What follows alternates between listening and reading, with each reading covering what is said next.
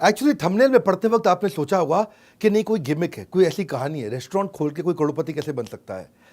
7 steps में दूंगा आपको। हाँ, गिमिक देने का आदत नहीं है, गैस देता नहीं, ताली बजाते जाएंगे, स्पीड से चलेंगे। 7 स्ट्रैटेजी। और कहानी किसकी बता रहा हूं? हार्दिक नाम के लड़के की कहानी बताऊंगा, जो हमसे हमारे द्वारा ट्रेन किया गया लड़का, और जो कि एक्चुअली है गुजराती पर मुंबई में पला बड़ा, साड़ी का छोटा सा बिजनेस किया करता था और दर दर भटकता था पूरे देश के अंदर। खाने को बढ़िया चीज जब उसको नहीं मिलती थी तो उसको पैसे नहीं थे, तो महंगा खाना खा नहीं सकते थे, और सस्ता खाते थे तो तबीयत खराब हो जाती थी। तो बड़ा चक्कर हो गया। हाइजीनिक होगा तो अफोर्डेबल नहीं होगा। हाइजीनिक क्या होटल में मिल रहा है, हाइजीनिक का साफ सुथरा है, लेकिन अफोर्डेबल नहीं है, जेब पे भारी है। और अगर अफोर्डेबल है, सस्ता है, तो हेल्दी नहीं है, हाइजीनिक नहीं है। मार्केट में बड़ा गैप था। इसने रोड साइड ठेले के साथ शुरुआत करी 2016 के अंदर। इनिशियल इन्वेस्टमेंट 50,000 रुपए का एक ऐसा रेस्टोरेंट बनाया जिसमें आज तो खैर 40 ऑपरेटिंग आउटलेट है, 40 रेस्टोरेंट बन चुके हैं। अब इसी साल के अंदर अंदर 100 हो जाएंगे। 20 लाख बर्गर हर साल बेच रहे हैं, 10 लाख सैंडविच हर साल बेच रहे हैं, 3 लाख पास्ता हर साल बेच रहे हैं। बाद में पार्थ मेहता भी जो साथ में प्रोफेशनल शेफ, उसको ऐड किया। वैभव पटेल फाइनेंस का एक्सपर्ट ऐड किया। अभी 3 लोग मिल करके चला रहे हैं। आगे कहानी 7 स्ट्रैटेजी में चलेगी रेस्टोरेंट इंडस्ट्री में। अच्छा, आपको भी बहुत सीखने को मिलेगा, हर इंडस्ट्री वाले को सीखने को बहुत मिलने वाला है। 7 स्टेप पूरे के पूरे मेरे साथ देखना। पहला चीज, आज तक तो खैर मैं जो कंटेंट दे रहा हूं पहले कभी नहीं बताया, सब यूनिक नई स्ट्रैटेजीज, हमारे द्वारा ही ट्रेन किया गया पार्टिसिपेंट है हमारा। पहला चीज, high table rotation. High table rotation का मतलब क्या होता है? Fast table turn around. Fast table turn around का मतलब क्या होता है? एक रेस्टोरेंट है, समझो 200 स्क्वायर फीट का रेस्टोरेंट है, वहां पे आप इतना समझ लो कि वहां पे 10 टेबल रखी हैं और लोग डिनर के लिए आ रहे हैं, जा रहे हैं, आ रहे हैं, जा रहे हैं। अगर वहां पे 40 पार्टी आई और 10 टेबल पे बैठी, तो 40 पार्टी डिवाइड बाय 10 टेबल, मतलब टेबल टर्न अराउंड हो गया 4। इमेजिन करो किसी तरह कुछ ऐसा कर दूं कि मैं उतने ही 4 घंटे के अंदर एक टेबल पे 4 बार घूमा, वही टेबल अगर 8 बार घूम जाए, यानी कि उसी टेबल पे मैं उन्हीं 4 घंटे में 80 लोगों को खाना खिला दूं। अभी 40 को खिलाया, मेरा टर्नओवर डबल हो जाएगा, उसी शाम को टर्नओवर डबल हो जाएगा। इसको बोलते हैं टेबल टर्न अराउंड टाइम। क्योंकि अगर टेबल टर्न अराउंड टाइम कम हुआ, लोग आए, बैठे, ऑर्डर किया, आराम से खाए, धीरे धीरे आ रहा है, धीरे धीरे जा रहा है, फिर लास्ट में हाथ वाथ धोया, सौंफ खाया और 2-4 गप मारी, फिर निकले। अरे ऐसा करोगे तो एक शाम पे एक टेबल पे एक ही डिनर निकलेगा। तो ये मेन गेम चेंजर होता है। ये कैसे किया जाता है? इसके बहुत तरीके होते हैं। एक तो अपने मेन्यू साइज को लिमिट कर दो। ये नहीं कि जिसका मन कर रहा है जो ऑर्डर किए जा रहा है जी, है तुम आगरा से कोई मुगले आजम की कोई खीर बना के ले आओ। कैटेगरी बेस्ड मेन्यू रखो ताकि जो चीज़ पहले से ही काफ़ी हद तक रेडी हो। अगर कस्टमर डिसाइड नहीं कर पा रहा है कि मैं ये ऑर्डर करूं कि ये ऑर्डर करूं, आप उसको वो सजेस्ट करो जो जल्दी बन सकता है। कमाल, जल्दी बनेगा तो जल्दी खा के निकलेगा। अगर कस्टमर आके रेस्टोरेंट खाली पड़ा हुआ है तो कस्टमर को कोने में मत बैठो, कोशिश करो कि बीच में बैठ जाए। बीच में बैठेगा ना तो जल्दी खा कर निकलता है। कोने वाला आदमी ज़्यादा देर तक बैठता है। इसको बोलते हैं क्विक सर्विस रेस्टोरेंट। प्लेजेंट हो सके तो प्री मील एक्सपीरियंस दे दो। अगर लोग हैं वहाँ पे पहले से ही, पहले जब वो आता है तो उसको मेन्यू वगैरह दिखा दो। जब तक उसको टेबल मिलती है आकर के बैठते तब तक खाना भी आ जाता है। ज़्यादा देर उसको वेट नहीं करना पड़ता है। इसमें एक खास बात क्या होती है, जो होस्ट यानी कि जो ऑर्डर लेगा, शेफ जो खाना बनाएगा, सर्वर जो खाना परोसेगा, और क्लीनर जो उठ के जाने के बाद टेबल साफ करेगा, चारों के बीच में सामंजस्य बहुत अच्छा चाहिए। और अगर एसओपी, इंग्रेडिएंट, प्रिपरेशन, प्रेजेंटेशन ठीक हो तो कोई दिक्कत आती नहीं है। हाई टेबल रोटेशन के लिए फूड अड्डा में हमने ये इस तरह काम किया कि 7 मिनट के अंदर एक मील बन जाए। तो इसका जो फाउंडर हार्दिक कमाल कर दिया, हर चीज 7 मिनट में बन जाएगी। इतना तेज टेबल घूमती है कि ज्यादा कस्टमर बैठेगा, ज्यादा कस्टमर ज्यादा टेबल चलेगी तो ज्यादा प्रॉफिट होता है। आपके लिए इस समय जरूर किया है कि ऐसा मॉडल बनाए कि सेमी कुक्ड हर आइटम रेडी रहे, हीटिंग प्लेटिंग करे, इलेक्ट्रिसिटी बेस्ड पूरा किचन बनाए। गेम चेंज हो गया। दूसरी strategy, mapping the experience of touch point. ये टच पॉइंट क्या होता है? टच पॉइंट होती है 2 चीजें, ये है आपका बिजनेसमैन और ये कस्टमर। ये कब आके टच करेंगे, कब आके मिलेंगे, जितनी बार इंटरैक्ट करेंगे उसको बोलेंगे टच पॉइंट। टच पॉइंट कैसे होते हैं? कोई भी सामान खरीदने से पहले प्री परचेज टच पॉइंट होता है। सोशल मीडिया पे देख लिया, ऐड देख लिया, डिजिटल मार्केटिंग देख लिया, कोई डिस्काउंट स्कीम देख लिया, कोई कंपनी का इवेंट देख लिया, कोई रेफरल रिव्यू देख लिया ऑनलाइन, वो गया, अभी खरीदा नहीं है। ये प्री परचेज टच पॉइंट होते हैं, आपके बारे में कहीं से पता चल गया। फिर परचेज के टच पॉइंट होते हैं जिस समय सामान खरीद रहे हैं। फिर पोस्ट परचेज टच पॉइंट होते हैं, सामान लेके जाने के बाद एक्सपीरियंस कैसा है। तो ये टच पॉइंट्स अगर आप ठीक कर सको, उसमें सारा गेम चेंज होता है। तो यहाँ पे फूड अड्डा के साथ में आउटसाइड क्रिएटिव ब्रांडिंग, ऐसे विजुअल एक्सपीरियंस बना दिया जैसे टच पॉइंट बहुत सुंदर हुआ। और जो मेन्यू के लिए 10 से ज्यादा क्विजीन बना दिया। नॉर्मली जिस तरह के छोटे आउटलेट बनाए ना, 200 स्क्वायर फीट का छोटा टाइट आउटलेट, फूड अड्डा। इस लेवल के आउटलेट पे, इतनी मिनिमम इन्वेस्टमेंट के आउटलेट पे अंदर टच पॉइंट अच्छे नहीं होते। नॉर्मली एयर एसी काम नहीं कर रहा होता, अंदर एलईडीज नहीं लगे होते, म्यूजिक नहीं चल रहा होता, हाइजीनिक एनवायरनमेंट नहीं होता है, क्या खाने की बदबू आ रही होती है, स्मेल होती है, गंदगी होती है, कैटेगराइज मेन्यू नहीं होते हैं। ये सारी चीज़ें अच्छी करके अंदर घुसने के बाद कमरे में कस्टमर का एक्सपीरियंस अच्छा हुआ। और सबसे बड़ी बात, इनके यहाँ जो मेन्यू होगा, समझो 50 रुपए में खाना मिलता है, 75 रुपए में खाना मिलता है। ध्यान रखना, कोई भी ठेले पे भी 50 रुपए में खाना नहीं मिलता, 75 में नहीं मिलता। यही बड़ी बात नहीं है, इससे बड़ी बात सुनिए। टच पॉइंट समझिए क्या है। इससे बड़ी बात यह है कि जब आप इनके किसी भी आउटलेट पे, छोटे से आउटलेट पे जाकर खाना खाएंगे, वहां पे आपको शेफ आएगा। शेफ आकर के लो प्राइस पॉइंट वाले फूड आउटलेट में इंग्लिश में बात करने वाला शेफ जो आपको रेसिपी और इंग्रेडिएंट समझाएगा, ये कहीं नहीं मिलता है। मेरी बात सुनो ध्यान से, मैं क्या बोल रहा हूं। आपने क्या खाना खाया? आपने कोई भी ऐसा खाया, आपने खाया यहाँ पे टावर वॉफल खाया, टावर वॉफल, बड़ा सा वॉफल हुआ, उसको खाने लगे तो आपको आकर के इतने सस्ते प्राइस पॉइंट वाले आउटलेट पे अंग्रेजी में बात करने वाला शेफ जो आकर के आपको इंग्रेडिएंट और रेसिपी समझाए कि मैंने आपको क्या बना के खिलाया, ये केवल 5 स्टार होटल्स में होता है, ये 4 स्टार में भी नहीं होता है, और सारे 5 स्टार में भी नहीं होता। इसको बोलते हैं टच पॉइंट। ये हो गया एक्सपीरियंस। जब कोई चीज़ आपको 4 स्टार 5 स्टार नहीं दे रही, वो आपको 50 रुपए के खाने पर मिल रहा हो, ऐसा अद्भुत अनयूजुअल डिलाइटफुल एक्सपीरियंस जब मिलता है तो ये मेमोरी में छप जाता है। इसको बोलते हैं रिकॉल। हाँ, और उसके बाद तो पोस्ट परचेज होगा कि भाई हैसल फ्री बिलिंग होनी चाहिए। लास्ट में खाना जो पैक करके दिया गर्म रहना चाहिए, इको फ्रेंडली पेपर बैग है, कोई भी चीज़ आउट ऑफ स्टॉक नहीं होनी चाहिए, या जाते वक्त thank you, feedback, follow up, notification एकदम हाथ जोड़ के मुस्कुराहट के साथ भेजें। इसको बोलते हैं टच पॉइंट। खरीदते वक्त एक्सपीरियंस कैसा है। तीसरी स्ट्रैटेजी, हाउस ऑफ 5 सेंसेस, 5 इंद्रियों का घर। सुनना मेरी बात क्या होता है। सवाल ये नहीं है कि बर्गर, पास्ता, पिज्ज़ा, सैंडविच कैसे बनाओगे, वो तो सारी दुनिया बना रही है। बर्गर, पास्ता, पिज्ज़ा, सैंडविच सारी दुनिया बना। सवाल ये है कि इसको अलग तरीके से कैसे बनाओगे। 5 इंद्रियां सामने वाले की कैप्चर कर लो, इतना अनयूजुअल करो, इतना स्ट्रेंज करो, इतना डिसप्रपोर्शनेट, थोड़ा हिंदी में बोलता हूं, असामान्य, अजीब, अनुपातहीनता। डिसप्रपोर्शनेट, अनुपातहीन। हाँ, जैसे पानी की बोतल ऐसी होती है, लेकिन अगर पानी की बोतल अगर ऐसी मिल जाए अजीब सी, तो अजीब सी लगेगी ना। ये इसलिए किया सब कुछ ताकि माइंड को अनयूजुअल चीज याद हो जाए। वो कैसे किया? हाँ, ऐसे किया, बिल्कुल अनुपातहीन, अजीब सा, असामान्य। बर्गर का नाम रखा लंबू बर्गर, दुनिया का सबसे ऊंचा बर्गर बना के दे रहे हैं। भौकाल बर्गर, जबरा बर्गर, धुआं burger, big burger pizza, French fry pizza, pasta वाला पिज्जा, हटके झटके पिज्जा, मेल्टिंग पनीनी, फिरंगी सैंडविच, चिंगारी सैंडविच, जायंट सैंडविच, हाँ, मेरी गली का sandwich, Mexican sandwich, tower waffle. ये सब नाम अजीब से हैं। होता क्या है, बहुत अजीब अजीब से सुंदर से बिल्कुल पनीनी मेल्टिंग सैंडविच जो है ना, उसमें से एकदम बाहर चीज निकल रहा है।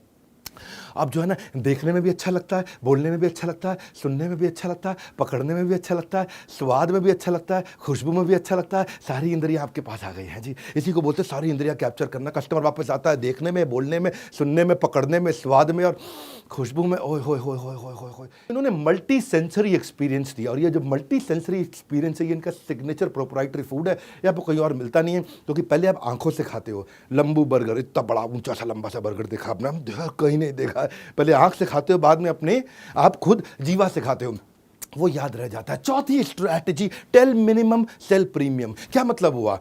बाहर बोर्ड पे उस चीज का प्राइस लगाओ जो अद्भुत रूप से सस्ती हो। 9 रुपए का बर्गर है जी, 9 रुपए का बर्गर पृथ्वी पे कहीं नहीं मिलता। ठेले से ठेले वाला भी 9 रुपए का बर्गर नहीं देता, लेकिन 9 रुपए का बर्गर देख के आदमी आता है, 4 चीज़ें और ऑर्डर कर जाता है जी। इसका मतलब है टेल मिनिमम और अंदर आकर के सेल प्रीमियम। इसका मतलब क्या है? First sedate then sell at higher rate. क्या मतलब हुआ? सेडेट मतलब ये 9 रुपए का बर्गर देख के आदमी को नशा हो जाता है। सेडेशन समझते हो ना, डॉक्टर सेडेट कर देता है आपको। सेडेशन फॉर सेडेट है, आदमी को नशा। 9 रुपए का बर्गर, 19 रुपए का फ्रेंच फ्राइज, वो देखते आदमी का 10 रुपए की कुल्हड़ चाय, 10 रुपए का नींबू पानी। आदमी देखता, अरे भैया क्या रेस्टोरेंट, इतना कमाल, कलरफुल और इतना सस्ता दे रहा है। अंदर घुसता है तो वो समोसा भी लेता है, बर्गर भी लेता है, नींबू पानी भी लेता है, एक आधी चीज़ महंगी भी लेता है, एक आधी सस्ती भी लेता है। पॉकेट फ्रेंडली जब मेन्यू हो बच्चों के लिए, बाकी सब लोगों के लिए, उसको शुरुआत में आपने शुरू की, बाहर डिस्प्ले आइटम मिनिमम अंदर आइटम प्रीमियम, तो दोनों का कॉम्बिनेशन। क्योंकि ज़्यादातर आइटम इनकी जो है ना वो 40 रुपये से 100 रुपये के बीच में है। अब उससे क्या हो गया, आपको 10 रुपये 20 रुपये वाली आइटम दिखा के ट्रैफिक बढ़ गया, ट्रैफिक बढ़ गया तो बाकी भी आइटम, ये नहीं कि हर आदमी खाली चाय पी के जाएगा 10 रुपये की, ये नहीं कि आदमी आया केवल नींबू पानी पी के आएगा, 4 चीज़ और लेगा। पांचवा है low cost food innovation. Food में ना इनोवेशन, फूड में इनोवेशन होता ही नहीं है, एक्सपीरियंस में इनोवेशन होता है। फूड का इनोवेशन एक्सपीरियंस का है। लोग क्या करते हैं, अपडेट करते हैं मेन्यू को, अपडेशन ऑफ मेन्यू। यहाँ ऐसा नहीं है, यहाँ एवोल्यूशन ऑफ मेन्यू। मेन्यू इतना इवॉल्व हो रहा है। क्या किया, इसका तरीका बड़ा सिंपल था, एक अलग टीम बना दी, सारा बिजनेस चलता रहेगा चलता रहेगा चलता रहेगा, एक टीम बिल्कुल अलग, भैया सेपरेट टीम, तुम्हारा काम केवल इनोवेशन है। बोलो किस चीज़ का इनोवेशन, तुम्हें ना नई नई चीज़ें ढूंढ के दुनिया से लेकर के आनी है। बोला कैसे, लेकिन याद रखना जो चीज़ दुनिया में 1,500 रुपये की मिल रही है 5 स्टार में, वो हमें 75 रुपये में देनी है। अब ये है तुम्हारा इनोवेशन। ये टीम को टारगेट ही अलग दे दिया जी है, और 1,500 रुपये की जो ताज में आइटम मिल रही है बहुत अच्छी लगे, उसको 75 में बना के दिखाओ, ये मेन मुद्दा है। बोला फ्यूजन फूड। तो इनका जो मास्टर शेफ है उसका काम क्या है, उसको हफ्ते में 3 दिन मुंबई के हर टॉप रेस्टोरेंट में जाके खाना खाना है बस केवल। वो खाली खाना खाएगा, टेस्ट करेगा अलग अलग आइटम को, महंगे स्वाद को सस्ते के अंदर अफोर्डेबल में कैसे देना है। 1,500 रुपये की चीज़ को 75 रुपये में, नॉन वेज आइटम को वेजिटेरियन बना करके देना है। इनके वेजिटेरियन रेस्टोरेंट के लोग जैन है, सब जैन गुजराती लोग हैं, सब वेजिटेरियन बनाया इन्होंने। तो इन्होंने क्या किया, 5 चेक पॉइंट बना दिए इसके। पहले कस्टमर को टेस्ट कराएंगे, पहले तो शुरू में कस्टमर को टेस्ट करेंगे, लेकिन वहाँ तक पहुँचने से पहले 5 कि जो रेसिपी बनाई है उसका लैब टेस्ट कर लो, उसको टेस्ट करके देख लो, उसका न्यूट्रिशन चेक कर लो, वो कितनी देर टिक सकता है, जल्दी खराब तो नहीं हो जाता, वो चेक कर लो, और कितने रुपए का पड़ रहा है अपने घर पे अंदर जो बनाने में कितने रुपए का पड़ रहा है। 5 चीज़ें चेक कर लो, सब हो गया। अब उसके बाद क्या करो, कस्टमर को टेस्ट कराओ, पसंद आ रहा है ऐड, जो नहीं चल रही है वो रिमूव, और जो थोड़ा और बेटर करनी है improvise, add remove improvise, add remove improvise, add remove improvise, add remove improvise, यही करते जा रहे हैं। ये गेम चेंज कर दिया। कोई जो फूड इंडस्ट्री है ना, वो इनोवेशन को ट्रेडिशन से ज़्यादा रिस्पेक्ट करता है। आप कितने ट्रेडिशनल क्यों ना हो, खाने में अगर इनोवेशन आ जाए तो लोग कहते हैं अरे वाह, ऐसी चीज़ जो मैंने कभी देखी नहीं थी, जो कभी पता ही नहीं थी मुझे। हाँ, इसको बोलते हैं फूड का इनोवेशन। ऐसे ही हमने भी क्या किया, यूजर जनरेटेड कंटेंट पे इनोवेशन किया। मैं बड़ा बिजनेस की बात कर रहा हूं, थोड़ा 1 मिनट अपनी बात करूंगा, 1 मिनट क्या बल्कि 10-15 सेकंड में आपको एक खास बात बताने जा रहा हूं। आजकल आप रील्स देखते हो ना इंस्टाग्राम पे, उसमें डेटा जल्दी खत्म होता है। हमने अपनी बड़ा बिजनेस ऐप पे बिजनेस की रील्स डाली और डेटा कम खत्म हुए, डेटा लगे ही नहीं। वैसे आप आओगे अपनी प्रोफाइल कंप्लीट कर लेना, हमने देखा जिसने प्रोफाइल कंप्लीट करी है उसका जो ग्रोथ है, उसके जो फॉलोअर हैं 350% ज़्यादा बढ़े हैं उसके फॉलोअर्स। दुनिया की पहली ऐप ऐसी बनी है जहां केवल बिजनेस और मोटिवेशन की रील्स है और संसार की कोई रील नहीं। वहां पे आकर के आपको कोई नहीं बोलेगा बेबी डॉल में सोने दी, वहां कोई फालतू गाना नहीं चलेगा। वहां केवल बिजनेस ही। आपने अगर डाउनलोड अभी तक नहीं किया कर लीजिए, यहां पे हमने बैजेस बना दिए हैं। लोगों को हजारों फॉलोअर्स मिल रहे हैं, लोगों को बिजनेस मिल रहा है, लोगों को रेवेन्यू मिल रहा है, लोग आके फ्री कंटेंट डाल रहे हैं, आपके लिए फ्री, मेरे लिए फ्री, हर एक के लिए फ्री, हमेशा फ्री। ये बड़ा बिजनेस की ऐप है भाई साहब, अभी डाउनलोड कर लेना। वहां पे आप जितना रेगुलर पोस्ट करोगे, एंगेजिंग पोस्ट करोगे, आपका लेवल बढ़ेगा, लेवल 1 2 3 4 5। आपको क्या बिजनेस मिलेगा वो आप देखिएगा। अभी अगली छठी स्ट्रैटेजी पे चल रहा हूं, low cost marketing ideas. Low cost marketing idea भी 5 तरह के बना दिए। एक होता है मोमेंट मार्केटिंग। मोमेंट मार्केटिंग आप समझते हैं, केजीएफ मूवी आई, बोला केजीएफ की टिकट दिखा दो, मूवी देख के आए तो आपको केजीएफ कॉम्बो देंगे। वुमेन्स डे है तो आपको वॉफल कॉम्बो देंगे।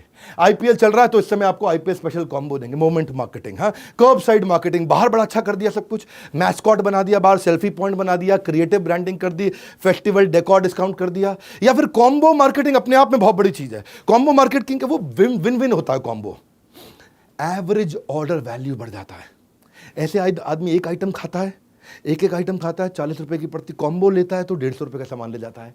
लेकिन कस्टमर को लगता है कि मैंने 300 का सामान 150 में ले लिया, कस्टमर को लगता है मैंने पैसा बचा लिया, फ्रेंचाइजी को लगता है अरे मेरा एवरेज ऑर्डर वैल्यू बढ़ गया, मैंने पैसा कमा लिया, कस्टमर को लगता है मेरे को कम पैसे में ज़्यादा मिल गया, फ्रेंचाइजी को लगता है मेरा ज़्यादा माल बिक गया। दोनों का फायदा है, कस्टमर का भी फायदा है, फ्रेंचाइजी का भी फायदा है, ब्रांड का भी फायदा है।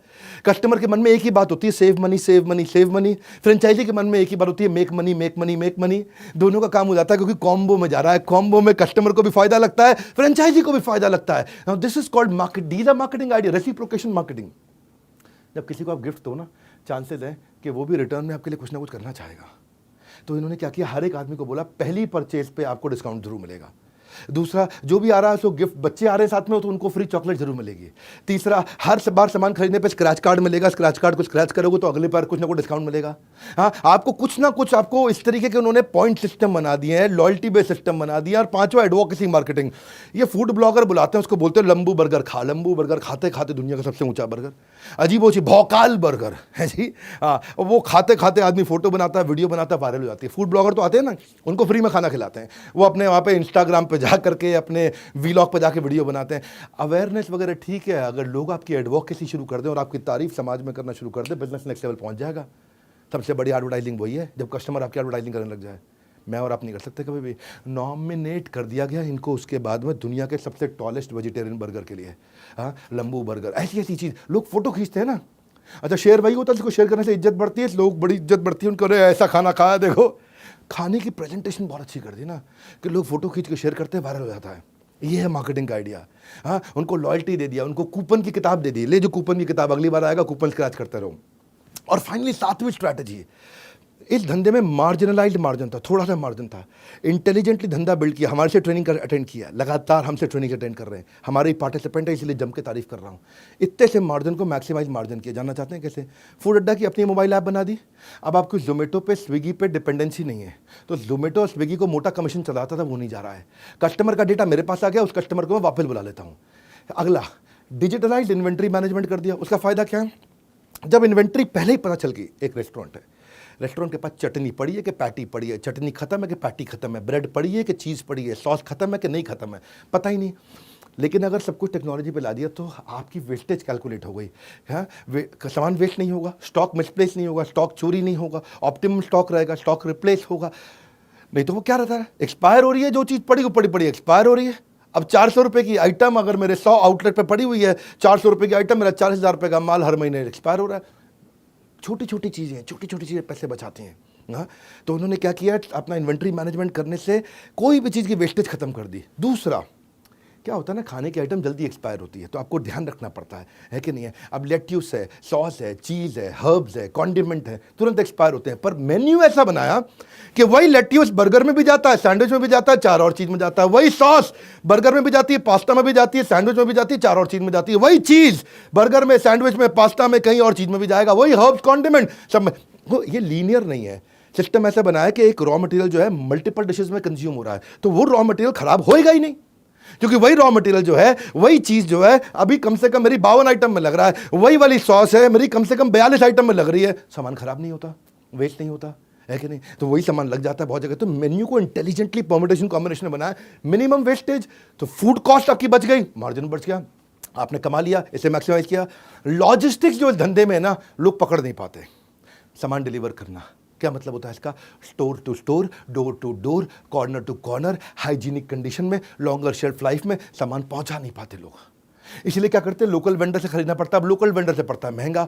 लॉजिस्टिक्स कर दिया क्रैक, एक्यूरेटली, राइट टाइम पे, consistently, every time, efficiently, with in the time line. बस ये क्रैक हुआ, गेम चेंज हो गया। सप्लाई चेन गेम चेंज होने से क्या हो गया, टाइम लाइन, इससे कॉस्ट बहुत बच गई। कॉस्ट कैसे बची? ऐसे कॉस्ट बची कि आप लोकल वेंडर से लेना पड़ता था, महंगा पड़ता, अब बाहर से आ रहा है, सस्ते में सामान आ रहा है, टाइम से पहुंच रहा है। अच्छा, इसके अलावा एक फ्रेंचाइजी को बेचारे को लीगल सपोर्ट, जीएसटी का लीगल असिस्टेंस, लाइसेंसेज वगैरह रेस्टोरेंट के लेने पड़ते हैं, वो भी सब लेके दे दी, कॉस्ट बचा दी। फाइनली ये जो कोई सॉस वगैरह भी ले रहे हैं, जो चीज़ वगैरह भी ले रहे हैं, सब कुछ ले रहे हैं, ये क्या कर रहे हैं, ये डीलर, डिस्ट्रीब्यूटर, रिटेलर से नहीं लेते, सीधा कॉर्पोरेट से ले लिया। सीधा कॉर्पोरेट से ले लिया तो बल्क में अंदर ट्रक के ट्रक चीज़ आ रहे हैं, ट्रक के ट्रक भर के सॉस आ रही है, ट्रक के ट्रक भर के क्रीम आ रहे हैं। तो उससे क्या फायदा हो रहा है, सस्ता मिल रहा है, पूरे देश में सबसे सस्ता मिल रहा है, उससे अपना पैसा बचा लिया, है कि नहीं है। जगह जगह पैसा बचाने की, और इतना इंटेलिजेंटली बनाया कि 200 स्क्वायर फीट में रेस्टोरेंट चल जाता है। 200 स्क्वायर फीट बहुत छोटा होता है, उसका रेंटल कम हो गया तो पैसा बच जाता है। स्ट्रीट फ्रेंडली लेते हैं, हाई स्ट्रीट पे लेते हैं जहाँ ज़्यादा फुटफॉल आता है, तो उसको कम कैपिटल इन्वेस्टमेंट है, आरओआई बढ़ गया अपने आप में। और मेन इनका मुद्दा क्या है, जो उनका मास्टर शेफ है वो हर नए फ्रेंचाइजी के पास 100 दिन के लिए जाता है।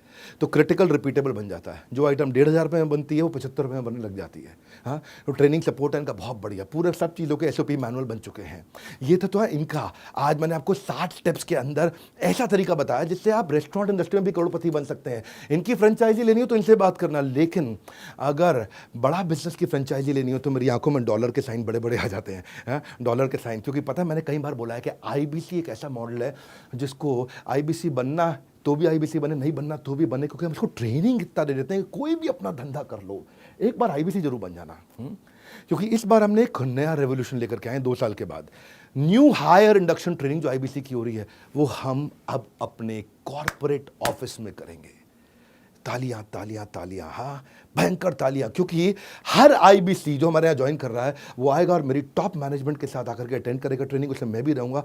मैं हर बैच में नहीं होऊंगा, आप वैसे पता कर लेना अगर आप IBC बन रहे हो कि विवेक सर कौन से बैच में आ रहे हैं, मैं उसी में आऊँगा। विवेक सर कौन से बैच में आ रहे हैं, तो आप उसमें आओगे तो मेरी भी ट्रेनिंग अटेंड कर लोगे। आप हेड ऑफिस में आकर के देखना, इतना बड़ा इंफ्रास्ट्रक्चर है, इतने सैकड़ों लोग हमारे साथ में काम करते हैं। आकर के देखोगे आप IBC बनने के बाद। आप हमारे साथ डायरेक्ट बनना हो, बोर्ड लाइन नंबर पे फ़ोन करके बन सकते हो, या देश में किसी भी फ्रेंचाइजी के पास जाकर के बन सकते हो। हमने ऑन बोर्डिंग और हैंड होल्डिंग दोनों में रेवोल्यूशन ला दिया है, चेंज कर दिया। क्योंकि अब डिजिटल का ज़माना पूरी तरह नहीं रहा, अब दोनों का कॉम्बिनेशन हो गया, फिजिकल भी डिजिटल भी। 3 दिन की ट्रेनिंग आप मेरे साथ आकर के हेड ऑफिस में लोगे। प्रोडक्ट रेंज हमारी बहुत बड़ी हो चुकी है, 1,000 रुपये से लेकर के 2 लाख रुपये तक के बहुत तरह के प्रोडक्ट आ गए हैं। तो ये जो इंपॉर्टेंट अनाउंसमेंट है, BB जूनियर लॉन्च हो चुका है, इन सब के बारे में पता कर सकते हो बोर्ड लाइन नंबर पे, या हमारे किसी भी फ्रेंचाइजी के पास चले जाओ, किसी भी ऑफिस में फिजिकली जाकर के पता कर लेना।